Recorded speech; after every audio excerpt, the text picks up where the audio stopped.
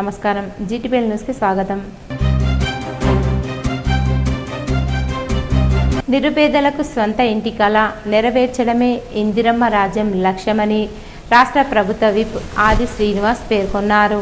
Vemulawada rural మండలం వెంకటంపల్లి, మర్రిపల్లి గ్రామాల్లో ఇందిరమ్మ ఇల్లు గృహప్రవేశ కార్యక్రమంలో రాష్ట్ర ప్రభుత్వ విప్ ఆది శ్రీనివాస్ ముఖ్య అతిథిగా పాల్గొని లబ్ధిదారులకు గృహప్రవేశ శుభాకాంక్షలు తెలియజేసి నూతన వస్త్రాలను అందజేశారు. ఈ సందర్భంగా వారు మాట్లాడుతూ ఇందిరమ్మ రాజ్యంలో ముఖ్యమంత్రి రేవంత్ రెడ్డి నేతృత్వంలోని ప్రజాప్రభుత్వంలో ప్రజలకు ఇచ్చిన ప్రతి హామీని నెరవేర్చుతూ ముందుకు పోతున్నామని తెలిపారు. ఆడతల్లులకు ఉచిత ఆర్టీసీ బస్సు ప్రయాణం, 200 యూనిట్ల ఉచిత విద్యుత్, సన్నబియ్యం పంపిణీ, నూతన రేషన్ కార్డులు మంజూరు, ఆరోగ్యశ్రీ, 10 లక్షల పెంపు వంటి అనేక సంక్షేమ పథకాలను అమలు చేస్తున్నామని తెలిపారు. ఎన్నికల ముందు చెప్పినట్టుగా ప్రతి పేదవానికి సొంత ఇంటి కల నెరవేర్చాలనే లక్ష్యంతో ఇందిరమ్మ ఇల్లు మంజూరు చేయడం జరుగుతుందన్నారు. దేశంలో ఎక్కడా లేని విధంగా ఇందిరమ్మ ఇంటి నిర్మాణానికి 5 లక్షల రూపాయలు మంజూరు చేయడం జరుగుతుందని పేర్కొన్నారు. గృహప్రవేశ సమయంలో లబ్ధిదారుల ఇంటికి వచ్చి ప్రభుత్వం తరపున శుభాకాంక్షలు తెలియజేసినట్లు అన్నారు. రైతుల సంక్షేమం కోసం రాష్ట్ర ప్రభుత్వం పెద్దపీట వేస్తుందని తెలిపారు.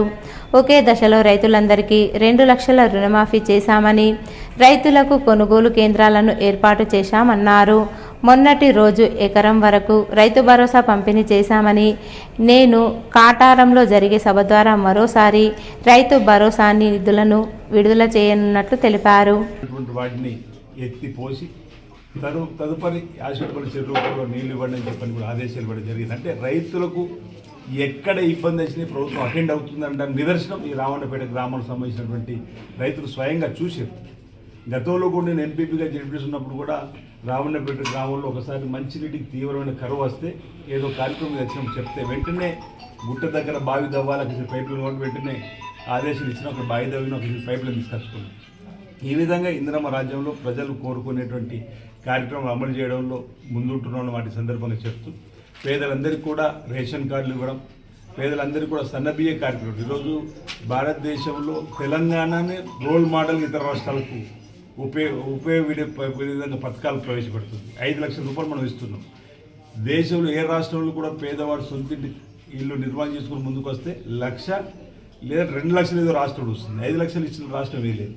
సన్న బియ్యం కూడా 29 రాష్ట్రాలు ఏ రాష్ట్రం ఇస్తుంది. 14,600 కోట్లు ప్రతి ఏటా బడ్జెట్లో సన్న బియ్యాన్ని పెట్టుకుంటున్నాం. రైతులకు రుణమాఫీ కూడా 25 లక్షలు 25,000 కుటుంబాలకు ఏదైతే 20,650 కోట్లు ఇచ్చినామో ఏ దేశంలో ఏ రాష్ట్రం కూడా కేంద్ర ప్రభుత్వం కూడా ఒకే టోకెన్లో ఇంత పెద్ద మొత్తంలో ఆర్థికంగా రైతులకు వెసులుబాటు కల్పించే పథకాన్ని తీసుకొచ్చిన సందర్భాలు అంటే దేశవ్యాప్తంగా కూడా అనేక చక్కటి పథకాలు ఇక్కడ నడుస్తూ ఉన్నాయి. రాబో రోజులు ఇంకా ఇచ్చినటువంటి హామీ ఒకటి మిగిలింది, అది కూడా చేసుకొని ముందుకు పోతాం నాటి సందర్భం చెప్తూ ఈ మధ్యలో తెలుపు రేషన్ కార్డు వాళ్ళందరూ కూడా జూన్ 2 నుంచి ఇందిరమ్మ ఆత్మీయ భరోసా పథకం కింద కూడా 5 లక్షల రూపాయలు వాళ్ళ ఇంట్లో ఎవరికైనా జరుగుతూ ఇచ్చేటువంటి ఒక కొత్త పథకాన్ని కూడా ప్రారంభం చేయబోతా ఉన్నాం. భవిష్యత్తులో కూడా ఈ ప్రాంతాన్ని చంద్రుతి మండలానికి సంబంధించినటువంటి కానీ రావణపేట ఈ ప్రాంతంలో ప్రజల సమస్యల పరిష్కారం వేరే నియోజకవర్గ అన్నదంగా 2 బస్సులు తీసుకుపోయే కార్యక్రమాన్ని ఈ ప్రభుత్వం ప్రాధాన్యత తీసుకుందని మాట సందర్భం చెప్తూ మరి ఈరోజు నూతన గృహప్రవేశం మీకు ప్రత్యేకంగా శుభాకాంక్షలు తెలియజేస్తా ఉన్నా. ఈ ఇంట్లో మీకు అంతా మంచి జరగాలని కోరుకుంటున్నాను. అందరికీ పేరు పేరు నమస్కారం. ప్రసిద్ధ పుణ్యక్షేత్రమైన వేములవాడ శ్రీ రాజరాజేశ్వర స్వామి, శ్రీ భీమేశ్వర స్వామి వారిని అక్షయ తృతీయ రోజున సినీ నటి పూనం కౌర్ దర్శించుకుని ప్రత్యేక పూజలు నిర్వహించారు. అనంతరం ఆలయంలో ప్రధాన మొక్కుబడి అయిన కోడె మొక్కులను చెల్లించుకున్నారు. పూజల అనంతరం ఆలయ అర్చకులు ఆశీర్వచనం మండపంలో స్వామివారి తీర్థ ప్రసాదాలు అందజేశారు. అనంతరం ఆమె మీడియాతో మాట్లాడుతూ తనకు సినీ రంగం ముఖ్యం కాదని, భారతదేశ సమగ్ర అభివృద్ధికి, చేనేత రంగం అభివృద్ధి కోసం పాటుపడినట్లు, పాకిస్తాన్లోని ఓ దేవాలయాన్ని మూసివేస్తే ఆలయాన్ని తెరిపించి పూజలు నిర్వహించాలని ఆ సంఘటన తన జీవితంలో మరపురాని సంఘటనగా అభివర్ణించారు. అలాగే మహిళా హక్కుల కోసం నిరంతరం పాటుపడతానని తెలిపారు. అందరికీ నమస్కారం. కరీంనగర్ కాకుండా శివ భక్తులకి అందరికీ నమస్కారం. సోమవారం నాడు అక్షయ తృతీయ రోజు కోడి ముక్కు చేసుకోవడం, ఇక్కడ చాలా పెద్ద పెద్ద వాళ్ళు నాకు చెప్పడం, ఇక్కడ వచ్చి దర్శనం చేసుకోవాలని చెప్పడం, ఆ స్వామి వారి వల్ల ఆ దర్శనం నాకు దొరికింది. మీకు ధన్యవాదాలు, మీ అందరికీ ధన్యవాదాలు.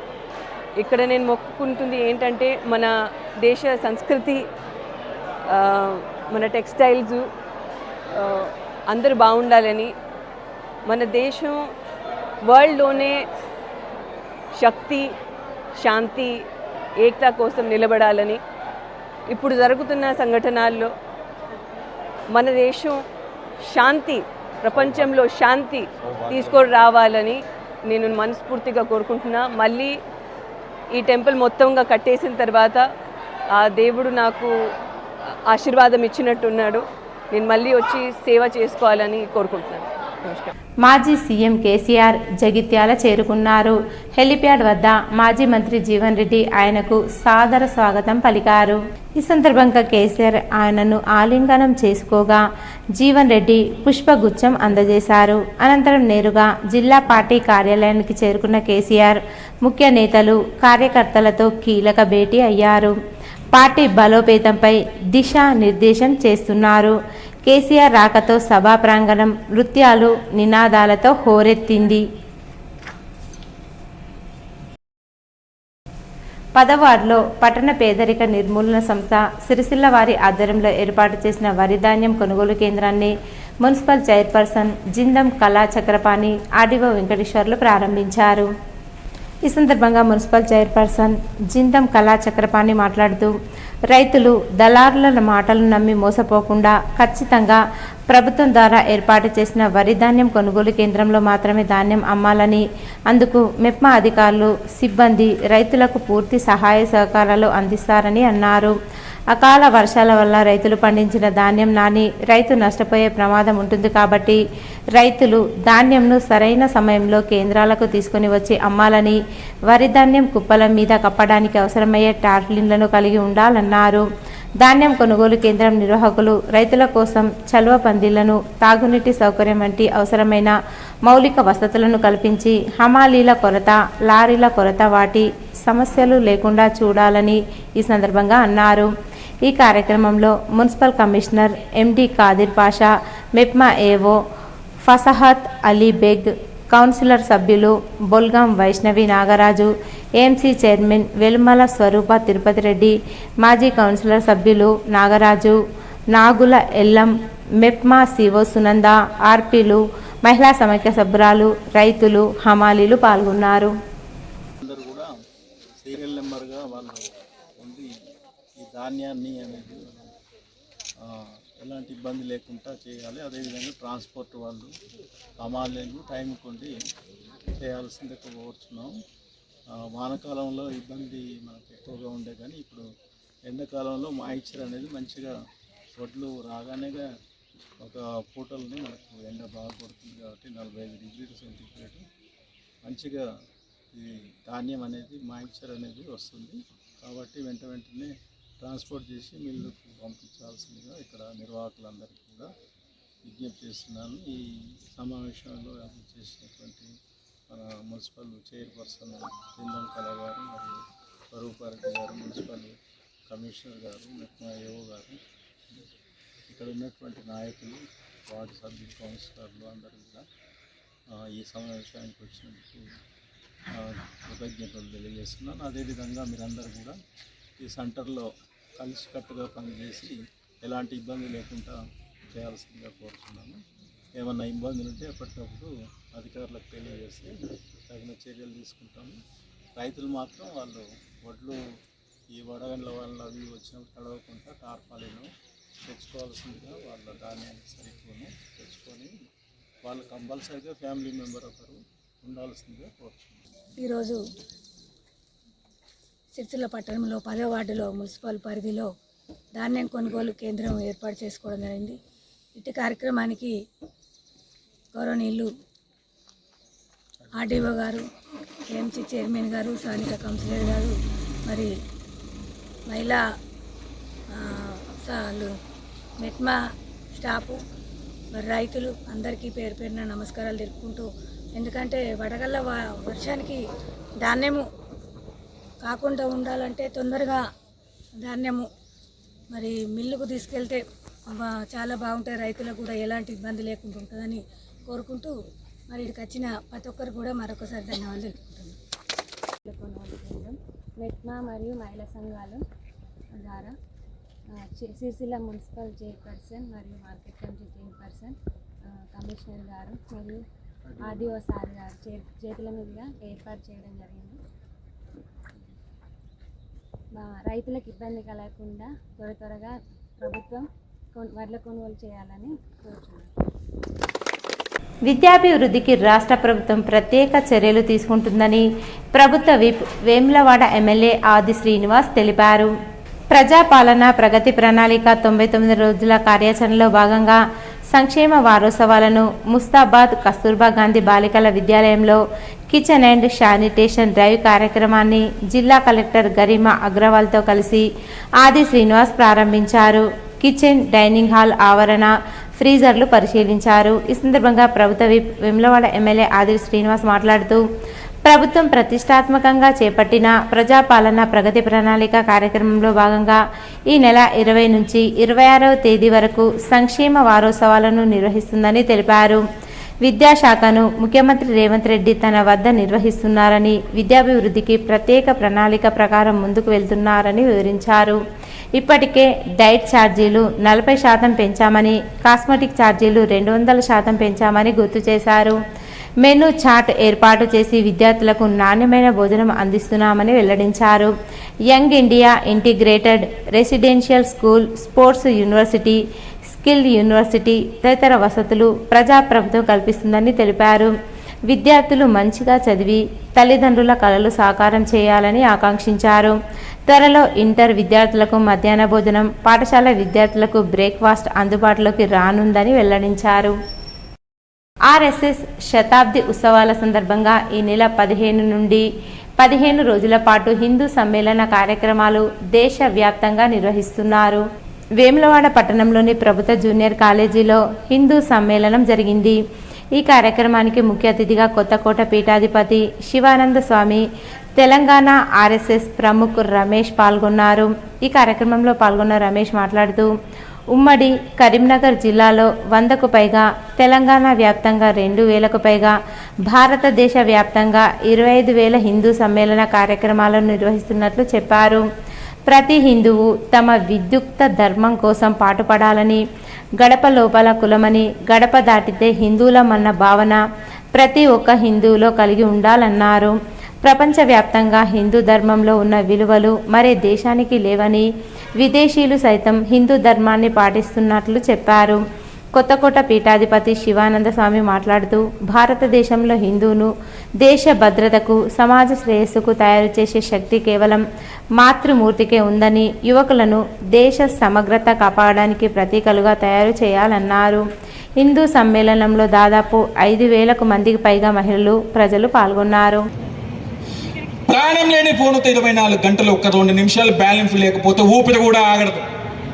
మరి ఆ ఊపిరి పోసిన అమ్మతో మనం మాట్లాడుతున్నామా? ప్రతి పిల్లలు ఆలోచించాలి. అలాగే తల్లిదండ్రులారా మీరు ఆలోచించండి. ఈరోజు వ్యవస్థ ఎట్లాగైపోయిందంటే, ఇందాక వచ్చేటప్పుడు మా ఫామ్ అన్నారు, అయ్యా మీరు రెండింటికి భోజనం చేస్తారంటే ఫామ్ 10 హిందువులమని చెప్పేసి. కాబట్టి మన ధర్మము లోపల కులానికి ఎక్కడ కూడా స్థానము లేదు. నాడు తపస్సు చేసింది రాముని కోసం ఒక మహాత్మురాలు, రామ రామ రామ రామ రామ అంటూ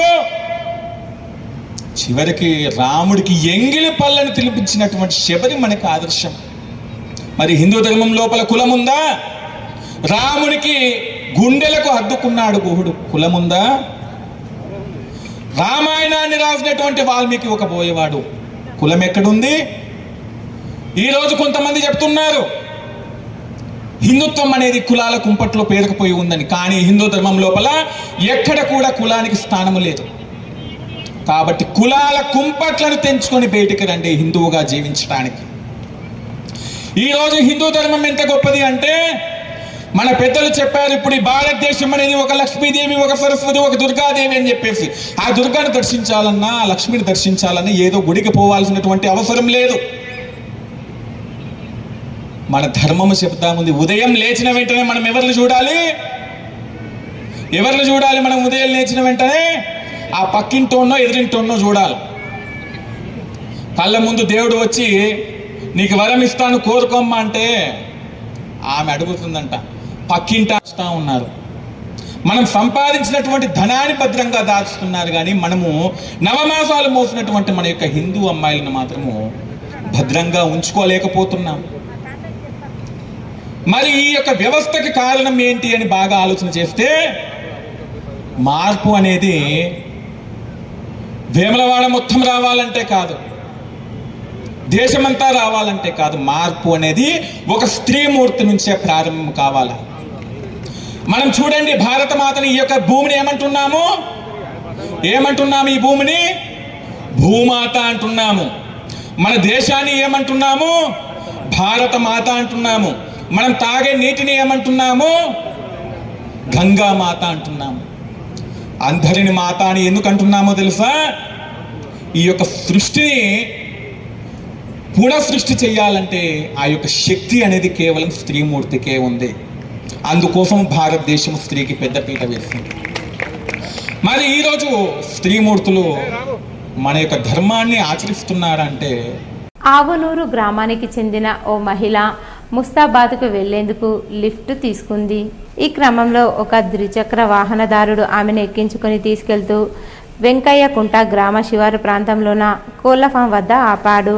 అక్కడ మహిళను మోసం చేసి ఆమె ధరించిన పుస్తే, మట్టెలు, చెవిపోగులు, ముక్కుపోగులు వంటి బంగారు ఆభరణాలను తీసుకొని పరారయ్యాడు. ఘటన విషయం తెలియగానే పోలీసులు సంఘటనా స్థలానికి చేరుకుని దర్యాప్తు చేపట్టారు. నిందితుడి కోసం గాలింపు చర్యలు కొనసాగుతున్నాయి. పూర్తి వివరాలు తెలియాల్సి ఉంది. చందుర్తి మండల కేంద్రంలో ఆంధ్రప్రదేశ్ ముఖ్యమంత్రి, టీడీపీ పార్టీ జాతీయ అధ్యక్షుడు నారా చంద్రబాబు నాయుడు జన్మదిన వేడుకలు ఘనంగా నిర్వహించారు. సోమవారం టీడీపీ మండల అధ్యక్షుడు లింగంపల్లి వెంకట్ ఆధ్వర్యంలో స్థానిక సాయిబాబా ఆలయంలో ప్రత్యేక పూజలు నిర్వహించి కేక్ కట్ చేసి మిఠాయిలు పంచిపెట్టారు. ఈ సందర్భంగా వెంకట్ మాట్లాడుతూ చంద్రబాబు నాయుడు ఆయురారోగ్యాలతో ఉంటూ తెలంగాణ, ఆంధ్రప్రదేశ్ రాష్ట్రాల అభివృద్ధికి కృషి చేయాలని ఆకాంక్షించారు. దేశం గర్వించదగ్గ నేతగా ఉమ్మడి ఆంధ్రప్రదేశ్ నవ్యాంధ్ర నిర్మాణంలో ఐటీ అభివృద్ధికి చంద్రబాబు ముందు చూపు ప్రణాళికలు రూపొందించాలన్నారు.